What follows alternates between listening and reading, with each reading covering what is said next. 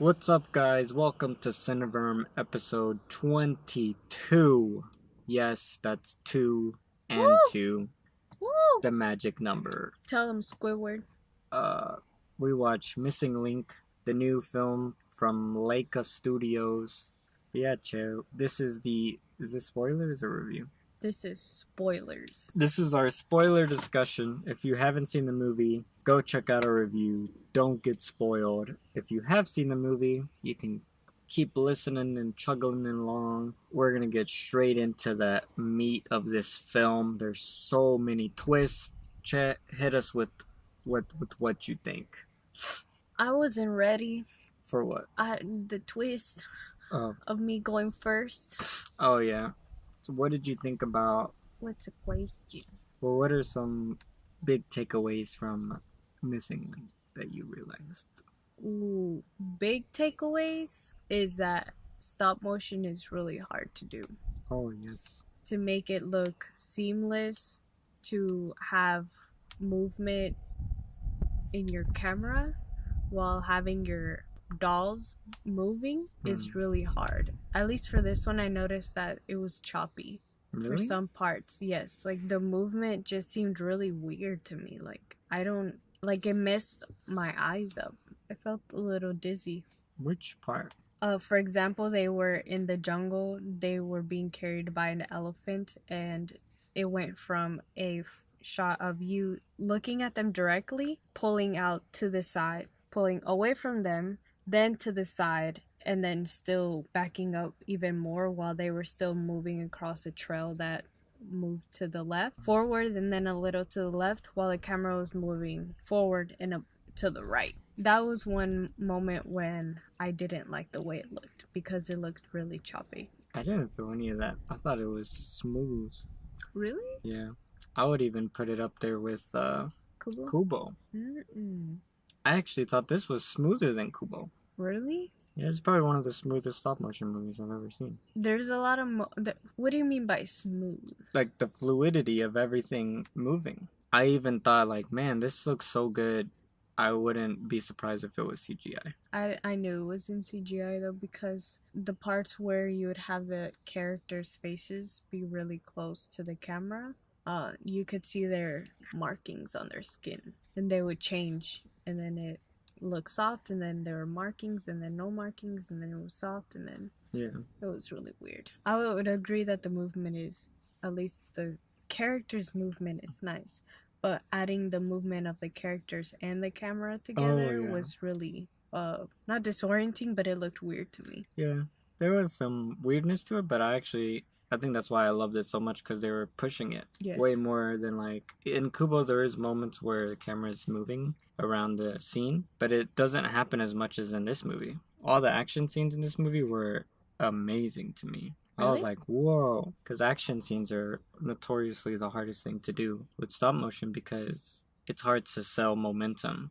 Yeah. When you're having to take pictures, so you're faking momentum, and then having them, like, there was one part where they're in the ship, the main guy is running down the ship while the ship is like flipping sideways and upside down, and the camera's literally it's never stationary, it's just following him from behind. Yeah. And there was one part where he falls down a ladder or stairs, and then he was running down one hallway, but then he turns and runs down another hallway. And the camera like goes to a point, stops, and then like swings and then shoots down the hallway with him. Yeah. I've never seen that done in stop motion. Really? Yeah. And that whole shot looked very fluid to me, because you're having to move the camera and the characters, so you have to sync them. Yeah.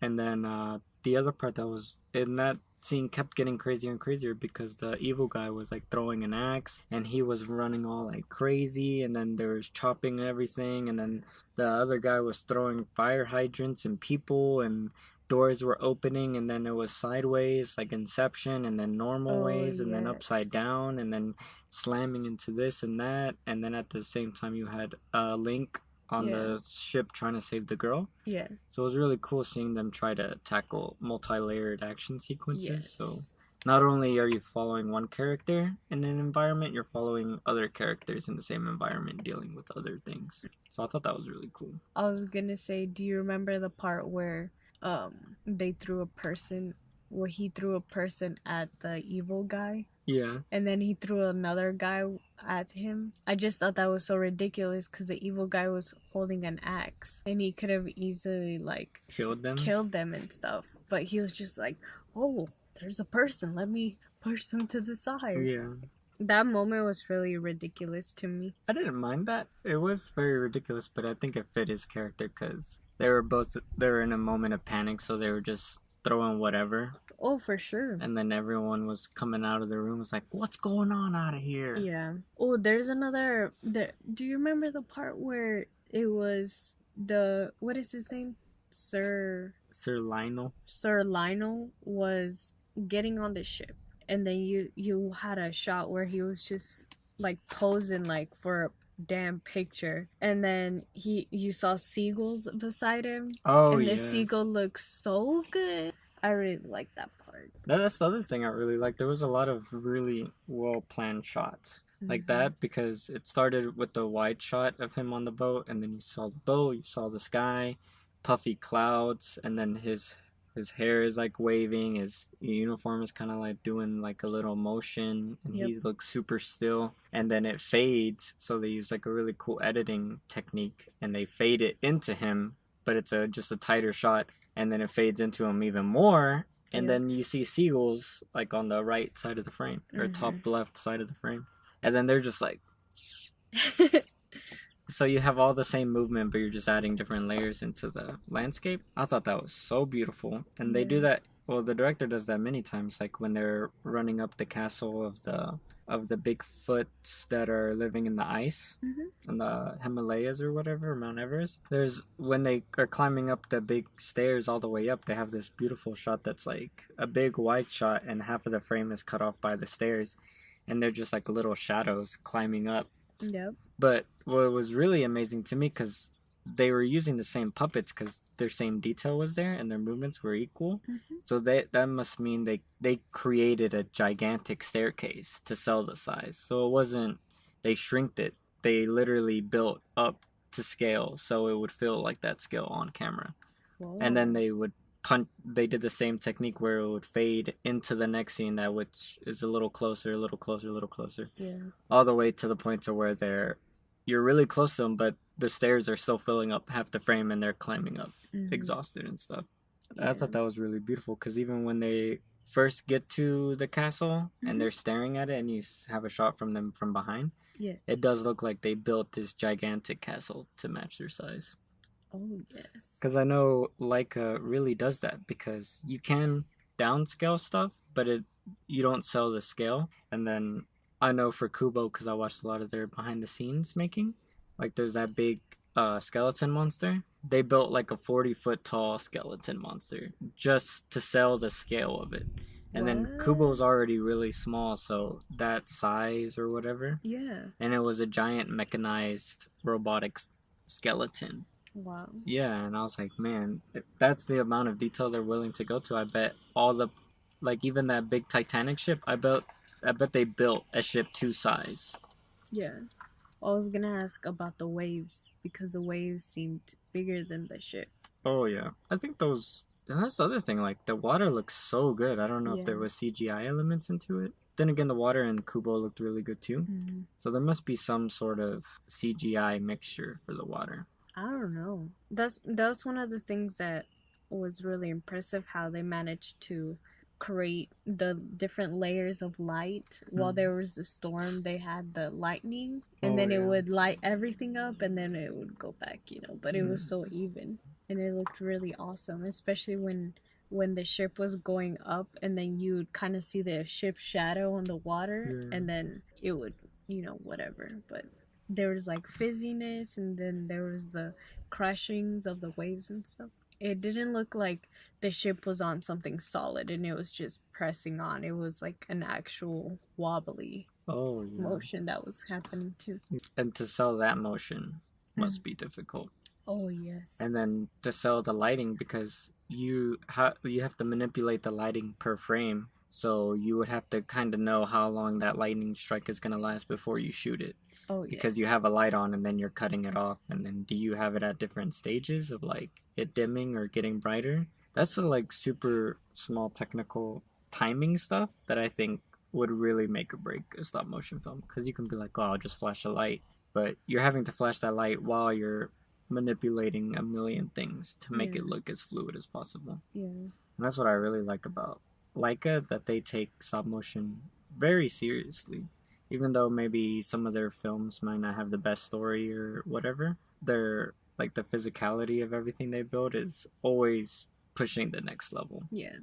Even this film, like, this was such a low-key thing compared to Kubo, which was such a big fantasy type thing. Mm-hmm. Yet they are still pushing it in different ways. Yeah. And you think they showed that with the action scenes? Oh, yes. And and like the scale. Yeah, and the fluid. And the camera movements. Yeah. Like another action scene that was really cool was the bar scene. That bar fight scene looked amazing to me. Yeah, when they're all fighting and then the camera's actually floating. Oh my goodness. Going to other action pieces. I mean, there is moments where it's stable. Uh-huh. Because they're selling a joke. Yeah. Like the joke that you thought was really cool. Oh, yes. I thought the part where the dog was offended by the fact that its owner was trying to make him fight Mr. Link. And then he just turned around and like started attacking his owner. He's like, what the fuck, bro? Yeah, like you set me up for failure. Right? I mean, I know I'm good, but he's a huge... I like his character a lot. I think he was the best drawn out character because he always stayed very consistent and he was very entertaining. Yes. I think especially how he took everything literally. Oh yeah. I feel like they could have played with that even more than they did. I thought Sir Lionel was gonna get way more mad at him though. He was like, throw this hook and rope over the wall. He just took everything. He's like, you might as well just throw this. All his tools, toss him over the wall. And for some reason, I thought more of that was gonna happen until Sir Lionel was gonna get really mad. But they never did. I would have loved them to have more of a, because they were, I don't know, I think the script could have used more work, like building their characters out more by having them argue more. I would have really liked them to be more like a old married couple than just friends. Yeah. Because Sir Lionel was too chill. I think he was like a little too passive as a character. What? He was very uninteresting. Out of all the Leica movies, I feel like he's probably the weakest main character out of all the movies. And that's what I think is the weakest part of this movie, is Sir Lionel's character. So, wait, why? I didn't think that, because he had his own interests in the way he showed his interests were very composed, which is the type of person he was. Yeah, but it wasn't interesting to me. No? It wasn't entertaining. You think back to like Coraline. Yeah. Her as a character, she's very dynamic. You have the kid from Paranorman, you have the Kubo, you have even in the Box Trolls that kid who thinks he's a troll.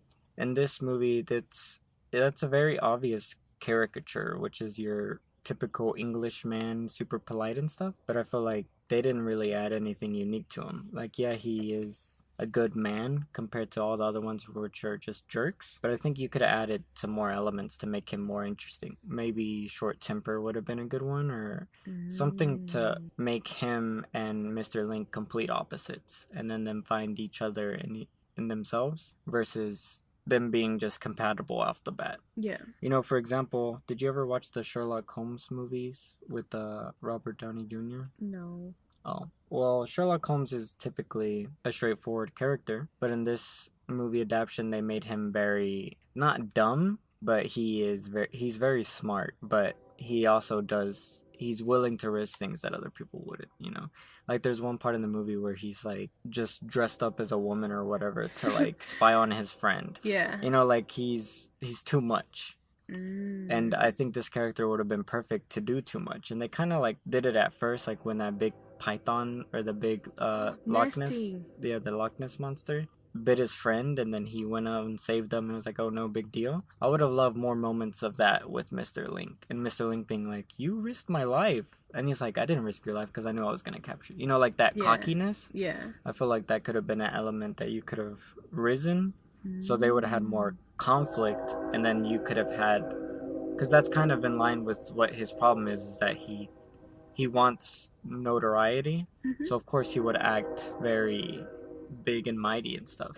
Yes. But at the same time, Mr. Link is a very gullible, safe person, and then you have this other character who is like, let's just do some crazy shit, and he's like taking risks because he believes he can get you out of them, so it isn't really a risk to him, but still it's inconsiderate to someone else's safety. But do you think Mr. Link would actually get angry though? Because he's not, it doesn't seem like the type of person to just not be with Sir Lionel anymore because he puts him in danger. But I don't know, I would have rewritten it to where it would be about that. Okay. It's like them, their partnership is more about them pushing each other into different comfort zones. Yeah. For Mr. Link, it'd be like, get out of your shell, because he lived in the same cave for all his life, and he's like, I want a home, and he thinks there's going to be this perfect home, but in reality there isn't. And that would be a cool emotional arc for him to be like, you're too, what is the word when you're sheltered? Yeah, you're too sheltered. Like, you need to go out and explore. You're this mythical creature, and you live a more boring life than like a snail. Aww. And then Sir Lionel is on the opposite spectrum, where he lives the most insane life, trying to prove the most mystical things, and then he can learn from Mr. Link to be humble and to care for things. Like, and that could be another cool element. Like, yeah, Sir Lionel doesn't go out of his way to hurt animals and stuff, but he also maybe doesn't see them in the same perspective that Mr. Link does. Like, he doesn't see them as prizes because he's not going to kill them, but he does see them as rewards. And that would be another cool element that he could learn, which is these mythical creatures aren't really for a prize. It's the appreciation of knowing that they exist. Yes. And I think that would be really cool. It's just switching a simple element and then enhancing it. And then the female character, I forgot her name, she could also come into play with that I think they did her character well, but I think it would be cool to also, I think the main characters are Mr. Link and the Discoverer. Yeah, Sir Lionel. Yeah. But at the end of this movie, I was thinking, man, that was such a cool premise. You basically have Sherlock Holmes and Watson, but instead of figuring out mysteries, they're figuring out folklore tales, like mermaids, and you could do so much with that. Like, ooh, there might be a werewolf. Someone said there's werewolves or vampires or like the Brothers Grimm. Yeah. They're basically the Brothers Grimm, but it's a kid's story, so it's awesome because you can tackle all these cool elements. Oh, yes. But at the same time, at the end of this movie, I was like, would I really want a second one of this? And I would love to see Mr. Link interact with mythical creatures, but I could care less about Sir Lionel interacting with other creatures. And I think that's the biggest fault of this movie. Out of all the Laika movies, this is the only one that I at the end was like, whoa, they should make this a series, because it would be an amazing series. Like when he brought up the mermaid at the end and the mermaid looked all weird, I was like, oh, that was not real. And like, then, do you know the story behind that? What, they stitched the fish and the person together? Yeah, and it was just all for a show, for the circus show. But it's still cool. Like, I would love to see Atlantis in stop motion form. But I think they failed because Sir Lionel isn't an interesting character. And I think that would have been so cool if Sir Lionel was really funny. Like, imagine if it was like way more of a comedy with the emotions. I'm trying to think of a movie. Like, think of El Dorado. I love El Dorado. Those two dudes are compatible, but at the same time it's their bickering that causes things to unwind and to stick stronger. Oh, talking about El Dorado, of them combining and stuff. I think at the last it was, it's Miguel and Tulio, right? And then Tulio finds Chell, and they become a couple, and all three of them at the end of the movie, they ride away. So whenever in this movie it was like, oh, they're gonna kiss, and then Sir Lionel's gonna be like his new, her new husband, and blah blah blah. And whenever she said, no, I have to go on my own adventures, I was so shocked, because in all the movies, or specifically in El Dorado, that never happens. Yeah. Like, the woman well, whatever character they introduce, whether it be male or female, always stick together. Yeah, and they give up their past. Yeah, or even like Sinbad. Like it was Sinbad, and then what is her name? Whatever her name was, but they ended up being together at the end, choosing to be together, even though they're not supposed to be, type of thing. I do like that little plot change there, that little character difference. That's really cool. Well, you were talking about if you were to see another movie with them interacting with other characters. Do you know how in The Lion King they had The Lion King and then they had The Lion King 1.5, where they told Timon and Pumbaa's story by themselves? You haven't seen it? Mm-mm. Oh, you're missing out, man. But it basically told their life leading up to throughout the whole movie, the meeting, and then like Nala and all of them like resolving everything. But I would love to see a movie where it's like just the missing link story before he even, like how he saw Mr. Lionel, how he really learned how to read, like his whole story of how he grew up, and more like character building stuff. Oh yes. To show what he really liked and what he didn't like, to either enforce or it'll be more reinforcement of who he is in this movie. That's the other thing. I think this movie would have been a lot better if they would have changed perspectives from Sir Lionel being the main character to Missing Link being the main character. Instead of it starting with the Loch Ness Monster scene, it just starts out with Mr. Link living his day. Kind of, you know how like Shrek starts off just with him just chilling. Somebody once told me the world out is gonna roll me. How Shrek starts with all the nasty things Shrek does. Like he brushes his teeth with some worm juice. He's like taking a shower in some nasty swamp. He smiles at his mirror and then it cracks and he's happy about it. He's a happy bachelor. I do think all the character designs were really interesting. I do like how every Laika movie seems like they purposely really redesign their characters. So like none of these characters look like they could exist in Coraline or Kubo. Wait, they did Coraline? Yeah.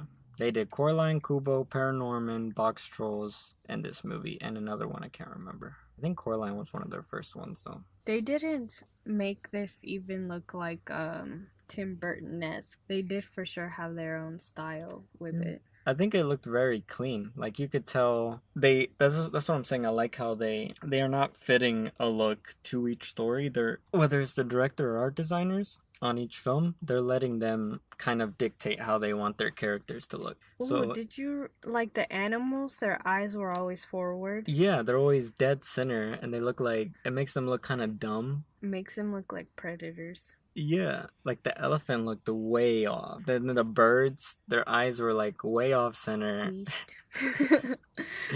It made them look really funny. And I love how all the animals look ridiculous and then the humans look like, you know, those drawings you get at a fair or at a zoo where they draw you and it's super exaggerated? Yeah. Like that's the style that they had. Which really made sense with the action scenes because it was like Tom and Jerry type action scenes with characters that look very extreme. So I really love that. And like I was saying, I just love how they are willing to change their style. I think it's you know, like Pixar, all their films have the same CGI style. Like you could put a scene from Inside Out next to like a scene from Up, and maybe they wouldn't line up exactly, but they do line up more than they don't, you know?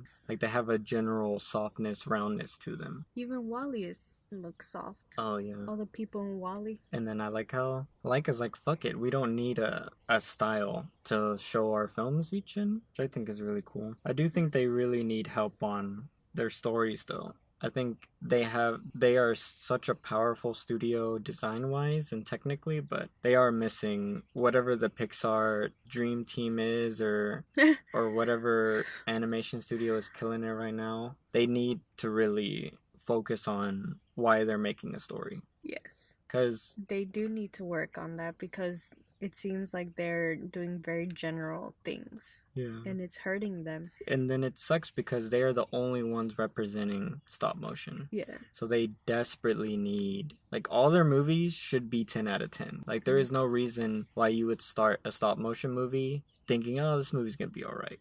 Like, you are spending so much more time and resources than any other animated movie. It better exist for a damn reason, you know? That's why I like Wes Anderson movies. Isle of Dogs and Mr. Fantastic Fox. Those are so, like, even though you might not like it or you don't agree with his style or whatever, they are so 100% him that's why they exist, you know? This kind of gave me a certain vibe from the Isle of Dogs, how they would just kill off characters seem to be really harsh with them, and then you'd come back after thinking, whoa, they just died? And it's like, okay, let me deal with it and let's keep going or whatever. But mostly on the scenes where the missing link were well, by this time his name is Susan, where Susan punches or tries to punch a bad guy, but he cocks his elbow back and he hits the lady and she goes overboard. I'm like, whoa, she just went overboard. And then Susan punches Sir Lionel, and then Sir Lionel goes back so hard. And then it was kind of that thing like, whoa, this is getting too real, right? If this were to happen in real life, I think she would have probably been like knocked out and went straight into the water, right? Yeah. I did like that sequence though, because it's a complication. Yes. And then you're not expecting that, and then it's really cool because he is not a fighter, so it makes so much sense for his character that he's not aware of his surroundings. Yep. Oh, that's a very good analogy though. What? That he's not a fighter, so he's not aware of his surroundings. Yeah. So, at least for some people, I know that they're not aware of their surroundings, and it's because they're not calculating how their surroundings affect them. I liked more than the music the fact that they had Spanish in there, and it seemed so natural. The way they presented it was just from the scene changes. She was in like an hacienda or whatever, and then her helper was like, she normally doesn't have visitors, and he's angry, like hella angry. They're like, okay, he doesn't have visitors. But the fact that they even brought the spiciness of what a Latino would react, how a Latino would react to a ridiculous notion of, you know what, I'm just trying to soothe you right now so I can get what you want, get what I want from you. I really like that, and how moments where she'll be like, what is this man doing? But she would say it in Spanish. Or like, oh, here he goes again. You know, stuff like that you can just tell by what's happening, what she's saying, without really needing it to be in English. I thought that was pretty awesome, and she had a really cool accent. And Sir Lionel also had, I don't know if it was real or fake, but he did have a very interesting way of speaking. That was Hugh Jackman played that character. What? Yeah, the Wolverine guy. The Greatest Showman guy. We should add that to our list. The Greatest Showman. And he's such a good actor. I think he would have had I would have loved for him to be more energetic, like more of a free spirit instead of a very serious person. I think you can have... Sir Lionel? Yeah. I think you can have someone who is that big and boasty and still have free spirit. Because that man can sing, so I would have loved some... Maybe him... Yeah. The Greatest Showman is a musical. What? Yeah. So that would have been cool, having him... I don't know, like, what if he wrote his own songs about his own expeditions, you know? Like... Yes! And then you could have a scene with Mr. Link being like... You know, like... Oh. For some reason, I imagined him having, like, more of a Jamaican style. Yeah. Or... like a country music style. Oh, yeah. Mixed with Jamaican. Yeah. I don't know, just some classical stuff. But he always brings in that new lyric. And that's why I think it would have been really cool to switch the focus of, instead of it starting with Sir Lionel, but starting with Link.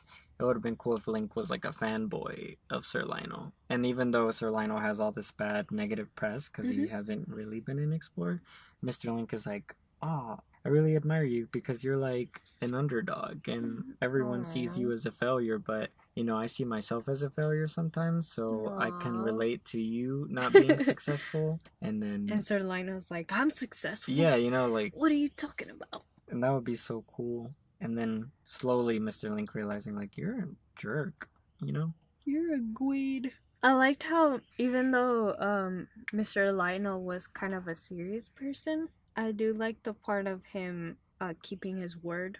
Oh, yeah. Because it removed the thought of what if he just backstabs Susan. Like, I never felt it go into that territory. For me, I thought it was best. Because then other things would have just been unbelievable. But they weren't willing to kill any of them either. Yeah. Oh, well, a lot of characters died at the end. Head honcho evil guy died. Yeah, but you didn't see them dying. You saw them fall, and then you had the guy with the clipboard fall and die, and then... He was not the guy with the clipboard. The other one. The evil guy. Well, he was what was he? He was the head of the committee, right? The big guy? Yeah. Yeah. Then the hitman died. Oh, yeah, the hitman with his scarred skin. Yeah, I do like that first shot where he's like doing this. Like you just see the back of his head and he's rubbing his scars. And I like how his skin moved. Yeah. Yes. It looked really good. That's cool. Yeah. I liked how his feet were just extra long. Like too long and too skinny. Yeah, and his head was like a little bulb. Aww. Like a zit. He looked like a zit. And his eyes and his mouth and his nose were really squished. Yeah. I don't remember if these people had straight teeth or not, but I remember the hitman had crazy crooked teeth. I liked how they went to different locations, like they went to India. Oh, yeah. And then they went to somewhere in like higher up, right? Yeah. More towards Asia. Yeah. I liked how they showed them going through that, but it seemed kind of short too. Like they were just in different continents and all 4 continents in like 5 minutes. Yeah. Well, they did the way they moved was just through that map. But I do like one where he was using his finger like this. Oh, yeah. Or when he was outlining the roads, the main roads. I preferred that to them showing a montage of them just sitting in trains and stuff. Oh, for sure. Yeah. Unless they did like Dawn of the Dead, dashing through everything. Oh, Shaun of the Dead. Yeah, Shaun of the Dead. I think overall I would really want to just rewatch this movie again because seeing it once doesn't feel like I enjoyed it well enough. But if it came out on Redbox, I could probably watch it like a good bit of times. It was a fun movie though. I was like smiling a lot. I never laughed, but everything looked so pretty. Yes. Like the cinematography and the lighting. Yeah. Rating wise, I think it would be like a 4 out of 10. 4 out of 10? Yeah. Whoa. What? Pretty low. No, it's a 4 out of 5 out of 10 is good, so it's a little bit below good. Oh, so we're giving our ratings now? Yep. It's getting real hot up in here. Alright, I think I would give this movie an 8 out of 10. For great. Honestly, right when the movie ended, if we would have done the Cineverm right after we saw it, I think I would have given it a 9 out of 10. But I've come to realize that I am very emotional when I give my ratings. Oh. Yeah, like, so every Cineverm, whatever my rating that I gave on the episode was, yes, if you check my Letterboxd account, it's a point under. So, like, after a couple of days, I'm like, nah, it was an 8. Oh, okay. Like, for example, I gave How to Train Your Dragon 3, like, a 9.5. Now it's a 9. I would have given this movie a 9 just because of all the technical stuff. Yes. But I'm bumping it down to an 8 because there are so many, like, story flaws. It doesn't make it a bad movie or anything. I think it is a great movie still, though. Just on a technical basis. Even you said 8.5? No, 8. 8. That's awesome. For some reason, I thought you were going to give it something bad. Really? Yeah. Oh, no, I get a thrill. Even when it's a shitty story, on a technical levels, I get way more of enjoyment than story. I don't know why that is. I just think story is so easy in my mind to do right. So if it is done badly, it's not... I don't know. I enjoy people pushing the technical stuff more because that's what seems very out of hand for me. That's what I think I will personally struggle with is pushing myself technically. Yes. Where story-wise, I mean, that's just... I don't know how you can not write a story that is not great or amazing or whatever, but at least cohesive in itself. Yes. But I think that's just because I've been drilling that in my brain for so long that it seems obvious to me Maybe for others it is really hard. Like maybe there was a lot of complications that I don't know about. Well, I think this is way better of a story than I could have ever come up with. Really? Yeah, because I can't really come up with stories. It did make me realize that I can't wait till I make my stop motion studio, because like you could make every story idea into stop motion and it would automatically make it better. Like I'm not even lying. Like this movie could have been live action just with the CGI Bigfoot. Yes. But it would have lost all of its charm. You wouldn't really be able to make them look the way you want them to look, though. Yeah. Oh, we didn't even talk about how he wanted his name to be Susan. That was a really funny part. Really? Yeah, it wasn't funny, like laugh out loud funny, but it did make me smile. It was... Because he was so genuine, like, and the way she stared at, the way that person stared at me and, like, setting up that joke. And then he was like, perfect. What was this person's name? Yeah. And then he was like, Susan. Aww. And then he was just like, so it was a female? It's like, yeah, it was a girl. Aww. Like, she was a lady. But I love how it didn't even cross his mind, like, so what, it's a female name. I'm Susan, bro. Fight me, I'm a fucking Bigfoot. If anyone were to be able to pull off the name Susan, it would be me. Freaking Susan. I think Susan fits him better, though, because it seems like a name for a person who just goes with the flow. Yeah. And I also think Sir Lionel, or whatever his full name is, I think that was... He should have had a cool name, so you could have done, like... Susan and Sir Lionel. Ooh. Sir Lionel Skinsky, Mr. Bashinsky. I can't believe he took his partner, well, he called it something else, to go find the Loch Ness Monster, right? And then the Loch Ness Monster literally bit him so hard, took him out the boat or whatever, and when he spit him out, he wasn't hurt. For some reason, I expected him to just be gone. Yeah, I thought he was gonna die. Like, my boy sacrifice himself for the science community, type of thing. But I think that's why I like their final conversation. Was like, you said that last time that I wasn't going to get mauled and nothing bad was gonna happen to me, and blah blah blah. And then you saw how Sir Lionel was trying to make sense of it all, but not be emotional and still keep his apprentice under him. Like, you saw how he thought by the way that conversation went. And that's an interesting element, because it looked like he had lost all his partners for the same reason. For sure. But he never tried any of that with Susan. I think mostly because, what is his name? I mean, her name? The Latina? Yes. Prevented it? Huh? Yeah, like, she prevented it.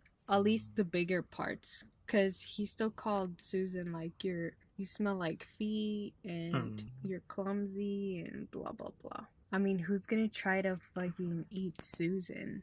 What other land animal, is bigger than Susan? Yeah. Some of those like, Yetis were bigger than Susan. Gonna come out? What? Some of those Yetis were bigger than Susan. Yes, but they stayed where they were supposed to be. It wasn't like a free roaming type of place. I don't know. Well, thank you for listening to us, you guys. I had a blast watching this movie. It brought it revived my kid heart. And just like Anthony, it made me smile a lot. Wow. Yep. Yes. Thanks for listening. Hopefully you enjoyed our spoiler discussion.